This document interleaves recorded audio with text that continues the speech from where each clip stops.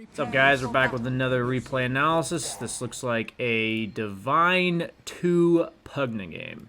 Looks like he had a really good game, had a lot of kills, and ended up losing. So we're going to check out why this may have happened. Was it his fault? Was it his team's fault? We'll talk about ways around avoiding these types of games happening. Banana slam jam. Pugna is a great hero to go 24-2 and 20 or whatever and lose the game. You don't scale as a core. You don't scale because you're squishy. When I say you don't scale, I mean you don't solo carry the game. You know, feel free to check out my carry YouTube video talking about what makes a hero scale and carry. And it's not that your hero can't have power in the late game, but you're not the hero that's going to carry the team. It's just how it is. Because Pugna never becomes tanky. So, let's check this out here.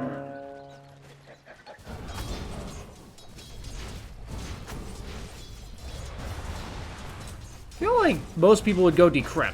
I don't actually know this matchup, but whenever I see Pugnas against right clickers, they just go Decrep. Like purely right clickers. So that's like my 2 cents on the matchup.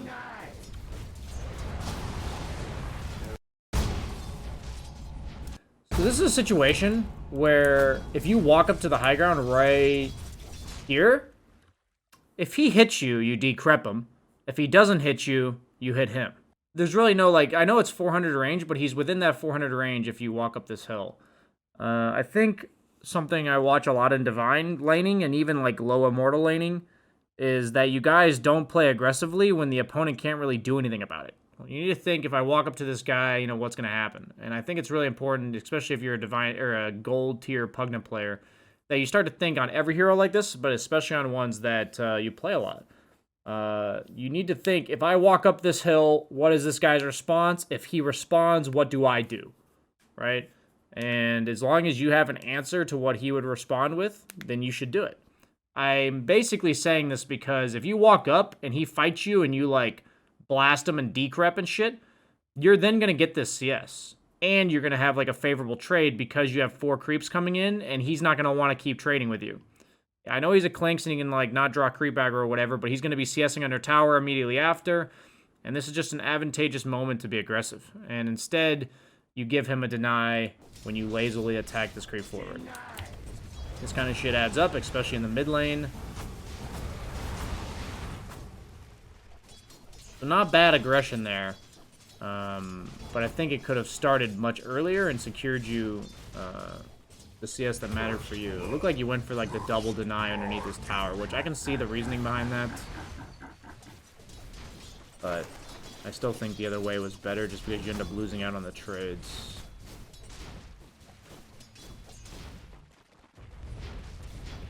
Friends, let us skirmish.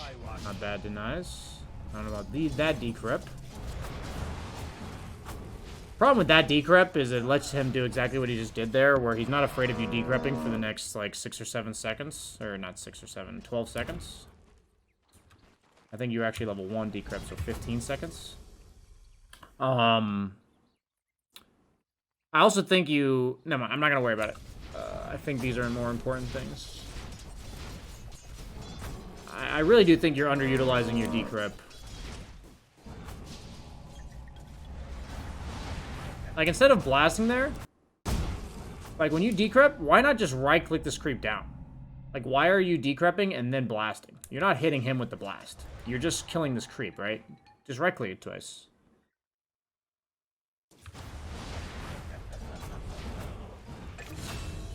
I'm seeing a lot of inefficiency of skilled casting. And this isn't stuff I would really flame if you were, new to Pugna, because I would be okay, he's, still learning Pugna, whatever. If you've played a lot of Pugna and it still looks like this, then that tells me you don't think about your spellcasting in a way that's relevant, and you need to revamp your thoughts on it. So that's why I'm harping specifically on your mechanics a lot, because you do have a lot of Pugna games.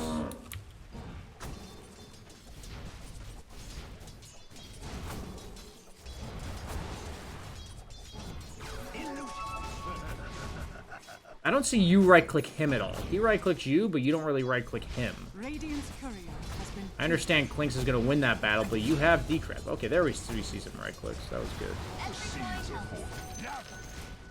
You're level 6.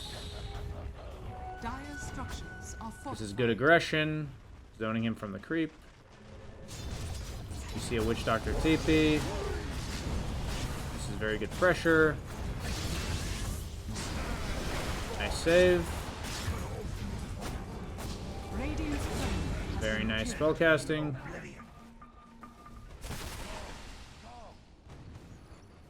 Nice rune.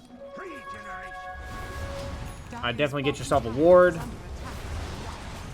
Pretty important to have a ward here. I would also buy detection. Your Pudge did it for you. Your Pudge is really being a bro right now. A lot of pressure going on in the mid lane, which is great.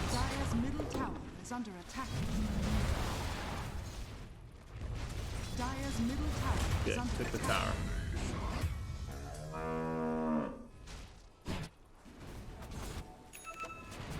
Get an arcane rune, you're running towards top. Good aggression.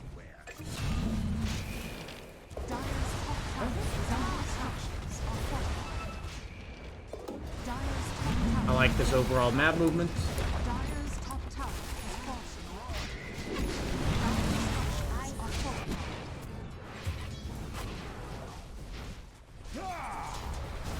You're setting up for runes, which is good.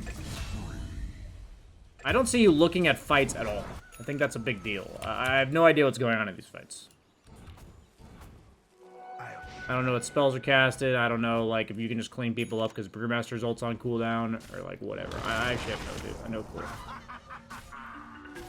So I think in the midst of all these good decisions you're making, which are great, actually, you need to be looking at fights more. Even just finding brief windows to look at them. Very important.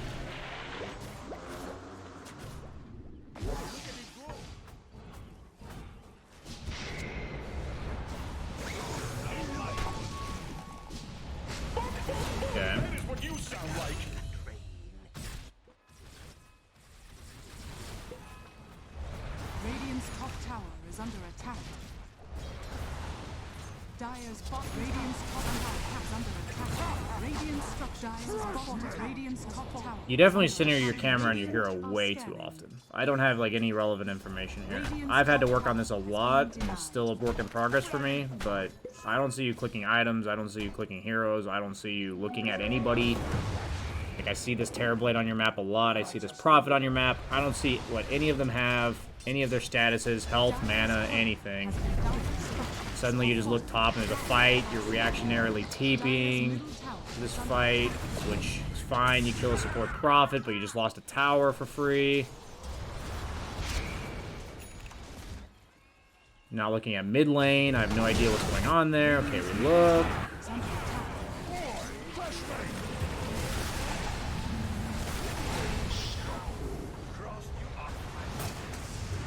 Radiant's bottom Radiant structures are fortified. What item did you go? Blink dagger. Dire's middle tower is under attack. So why blink is the question I would ask myself here.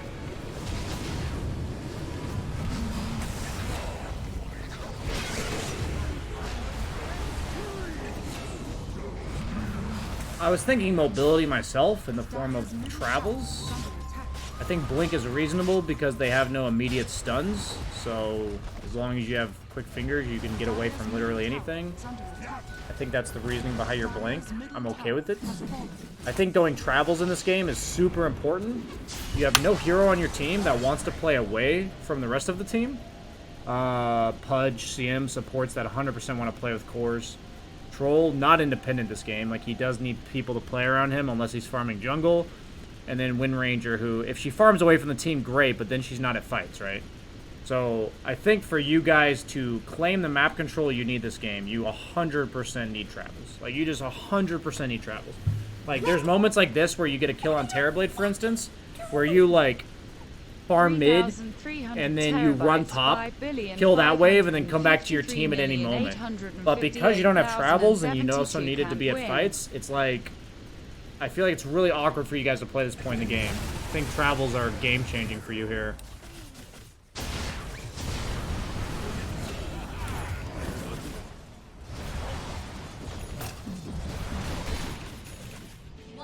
You're also a great +1 to ganks. So if you have travels, then like ganks from the Pudge and stuff, he can solo kill anybody on the map as long as you TP in. When I mean solo kill is like if he's running around by himself, he represents threat on everyone on the opponent team.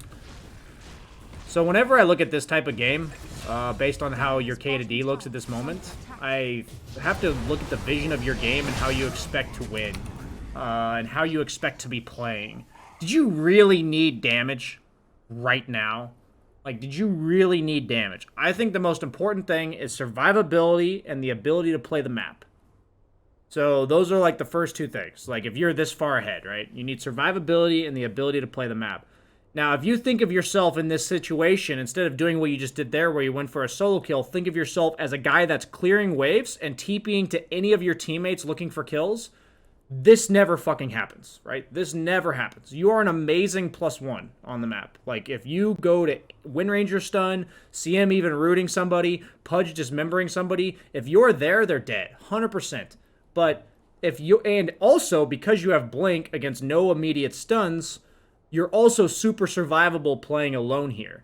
So it's like, why would you ever make a kill play by yourself? Like, these type of deaths are game throwing. Like, they are game throwing. It doesn't mean you're necessarily going to lose because of this death, but when you're 12-0 with an ability to never die against the team because of your items, like you have Blink and your Decrep against those heroes, you're pretty much unkillable. If you die when you're unkillable, it's so, like, it just sacrifices so much map control, and it's just such a big deal for your team. Now, if your Pudge like wants to be a threat, or your CM or Wind Ranger want to be a threat, they have to wait 45 seconds before they are, because you're dead. And then suddenly the enemy team's allowed to move out on the map, maybe get some D wards, maybe like kill a tower, maybe just make it so this whole process I'm telling you where you're pushing lanes and then TPing to your team has to be set back by like 2 or 3 minutes. They have Terrorblade, super good late game in general just because they have Terrorblade, and it's like, you're giving them a huge amount of time by dying this one time. You're giving them like 3 extra minutes to get to the game plan they want. And it's going to take you, because of your death timer and like the extra minute or two it takes for you to reset the map. So I think your items don't think about the map at all. If you had like a Terrorblade carry on your team, then you probably don't need bots, right? Because your Terrorblade's going to be clearing waves by himself, meaning that his hero can be with the team and his illusions are clearing the wave. But your team doesn't clear waves alone. So the goal that I look for at like 15 minutes plus, whether or not, especially when we're ahead, actually, I'll say especially when we're ahead, but not as much when we're behind, is that you need to be able to be 5 as often as possible. Because when you're ahead, the only way the team can like, the enemy team can get an advantageous engagement is if there's less heroes from your team than there are from the opponent team. Right? In this case, you tried to go for a solo kill, you got killed by 2. Like, that's how it's always going to look. It's going to be a 5-on-4, it's going to be a 3-on-2, 2-on-1, like, whenever something goes wrong. So if you have items you can buy that allow you or your teammates to be able to group up on more parts of the map more often, you need to buy those items. Like, you have to buy those items. That's a very important way to envision this transition from, like, the early game lead to like mid-game map control. Like, and this is the problem I see here. It may seem like a small thing to nitpick, but whenever I see items, it tells me your entire vision of what you think you're supposed to be doing in this game, and I think your vision is like so far off just by showing me Dagon compared to Travels.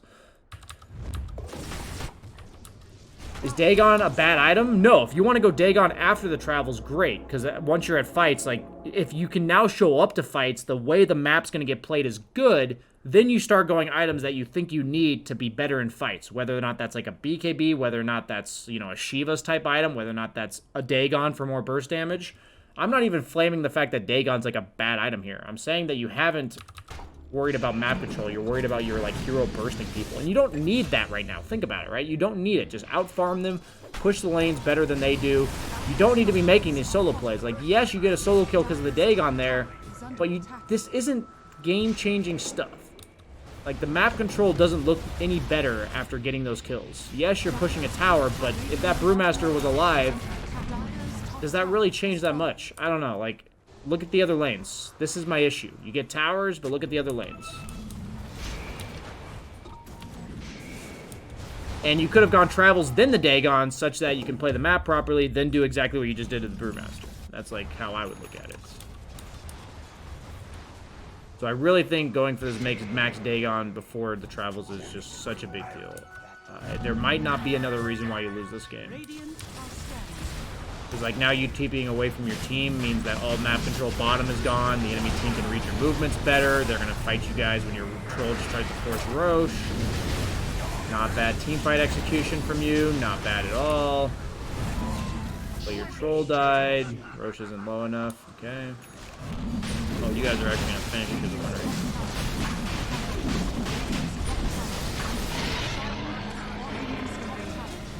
winner. Okay, let's see what you do with this Aegis. Nice little mind games going on there.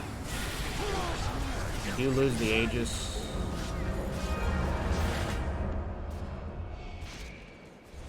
Like, I think my ideal build here, because you're probably looking at an Orchid from Clinks, would be to go bots, Dagon 1, Ghost Scepter. Like, that's how I think this game looks, right? I think that's, like, a pretty obvious way to progress. You go bots for the map control, Dagon to give you a little bit of extra kill potential and burst in fights, Ghost Scepter so you can continue surviving while you do the job I'm talking about, and then obviously, it allows you to use your decrep offensively, so it also helps you in an offensive way. So whenever I think about, like, the stage in the game where I'm transitioning, it's like, okay, now I need to be able to play the map properly. Now I need an item. If I need an item for survivability, go that. I built the blink, okay, reasonable. At that point, if they are going to kill me, right? So I told you that you were unkillable because they have no instant stuns, and you can just blink away from anything. When is the point that they're going to be able to kill you, right? Because every team, if they're not terrible, is going to buy items to kill a hero that they could not previously kill, right?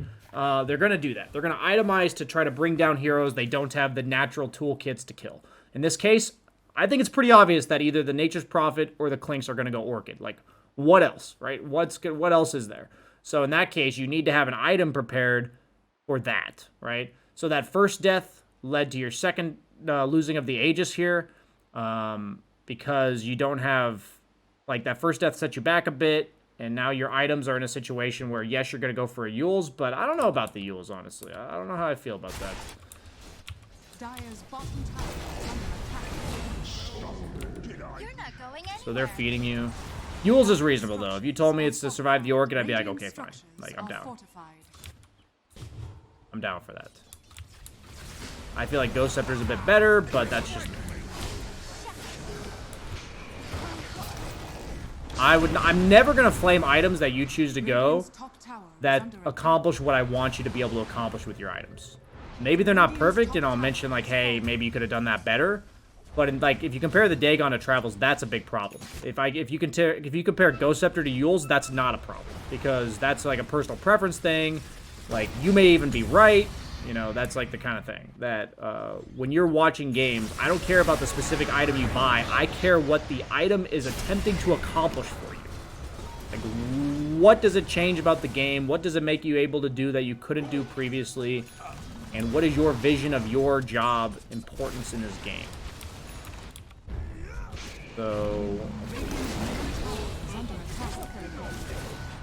the reason why I'm flaming your items is because it is very important, and there's not really too much else to flame. You're mechanically fine at Pugna.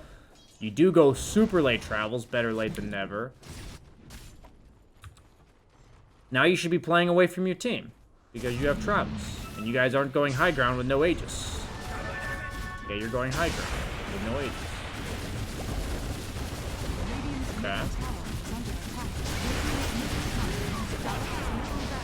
Okay, I didn't expect that to work, but the opponent just didn't defend. Maybe I'm out of tune with the game. Is there no meta? Was there no meta for that?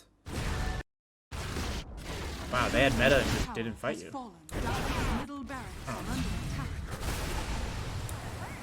Odd. I don't think that should have worked, but hey, it did.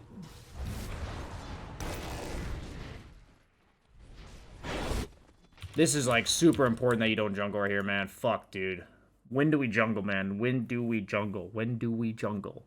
When there's no objectives, lanes, or fight to go to at that given moment, right? If you're going to not be with your team, push lanes that need to be pushed. Like, that's just why you have the travels. So you're either with your team or you're clearing side lanes. That's your two options. Anything else?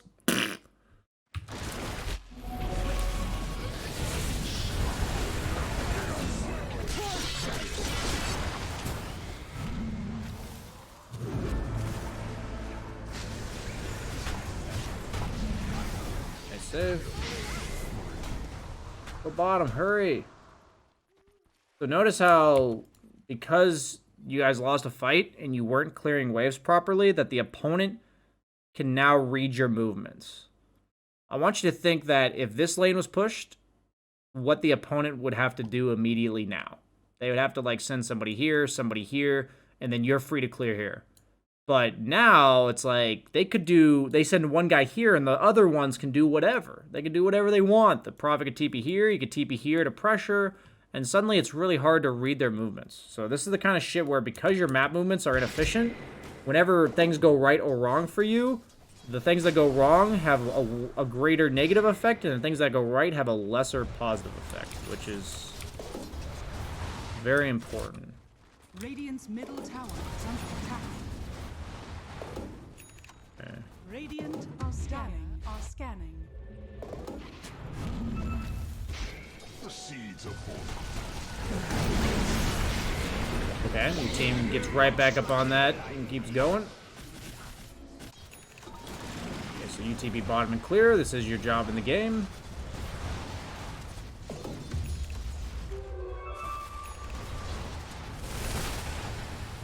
Radiant's middle tower is under attack.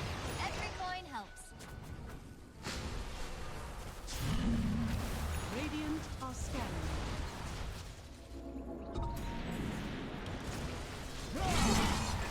Fresh meat.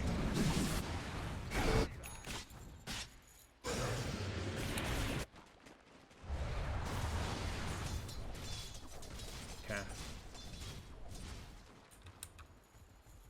Roshan This is a huge fucking blunder.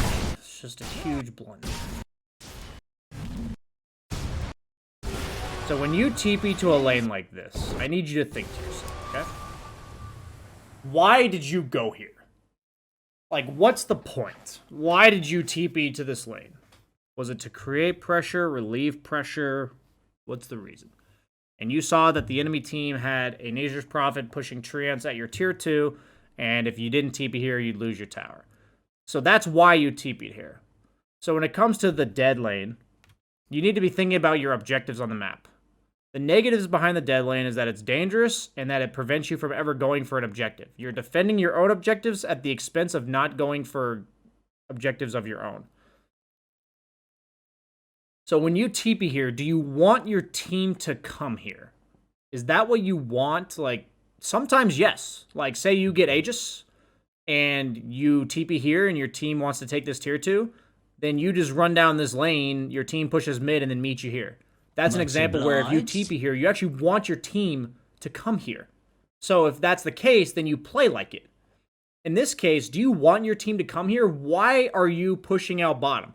You're pushing out bottom such that you don't have to be here anymore. Like, that's why you're doing it right now. The objective that matters is Roche, and you need to be controlling top and middle, and the only reason you're bottom is so that the opponent can't threaten split push.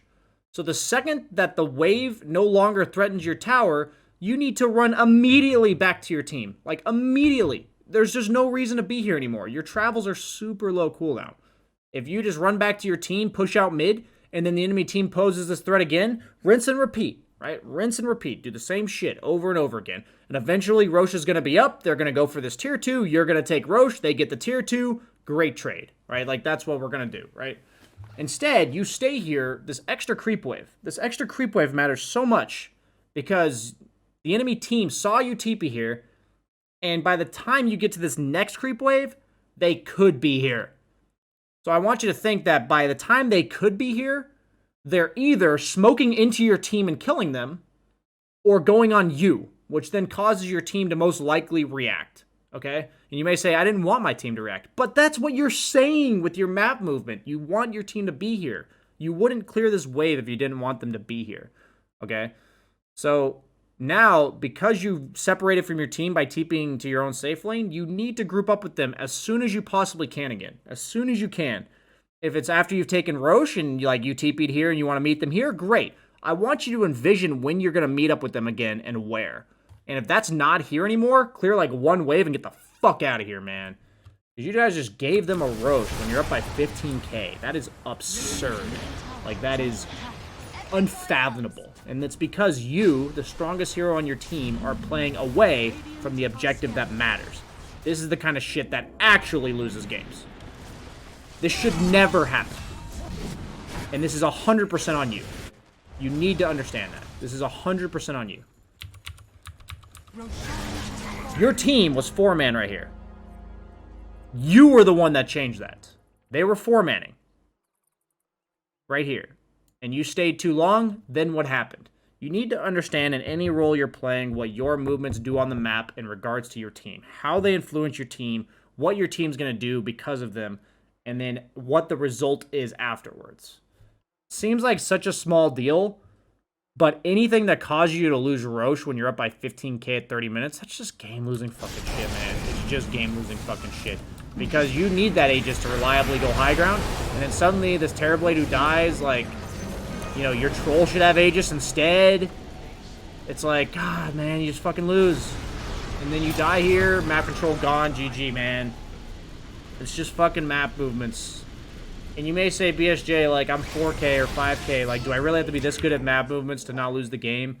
If you're 12-0 or 17-1, yes. You just have to. Your movements have to be good enough to carry the game single-handedly on a hero that isn't actually a carry. This is how mid laners carry. This is how off laners carry.